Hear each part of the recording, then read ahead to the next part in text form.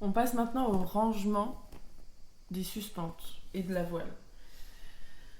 On a 4 groupes de suspentes distincts. On a les A, les B, les C et les D. Les A et les B sont l'avant de la voile et les C et D sont l'arrière de la voile. Ce qu'on veut, c'est ranger entre chaque groupe. Ranger entre A et B, entre B et C et D. Notre premier objectif est de déterminer quel est notre groupe A.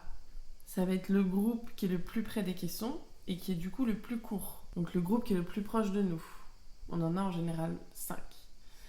Je vais ensuite séparer le groupe A du reste des suspentes et je vais voir une sorte d'accordéon avec la voile que je vais pousser vers l'extérieur. Je remonte la couture et je tombe du coup sur mon groupe B. Je prends bien les 5 suspentes, je sépare le reste des suspentes et je fais la même chose. Je repousse mon accordéon vers l'extérieur.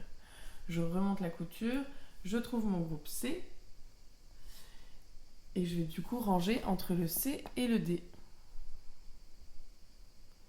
Je repose, les dernières suspentes étant mes commandes. Je réitère de l'autre côté, je trouve mon groupe A, qui est le plus proche de moi avec les suspentes les plus courtes. Je sépare avec le reste des suspentes et je pousse ma voile vers l'extérieur. Je repose, je vais ranger du coup entre le B et le C, la voile vers l'extérieur et ensuite entre le C et le D, en repoussant ma voile vers l'extérieur. Je repose le tout et je replace le glisseur. Je vais le placer, ce qu'on appelle placer son glisseur en croix.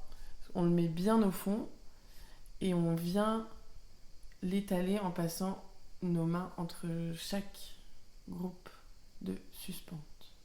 Et je vais venir placer tout le groupe sur une seule épaule. Je vais devoir ensuite ranger les entrées d'air. Donc il y en a 3 sur le côté. Je les sors, faire en sorte qu'il n'y ait aucune interférence avec les suspentes.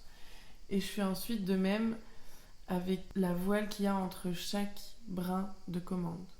Je fais la même chose de l'autre côté. Je retrouve mes petites entrées d'air, les toits sur les côtés. Je fais en sorte qu'il n'y ait aucune suspente.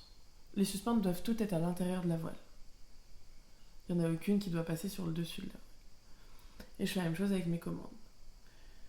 Une fois que j'ai fait ça, je replace un peu mon glisseur, bien en croix. J'ai terminé le rangement et je peux maintenant appeler la première vérif.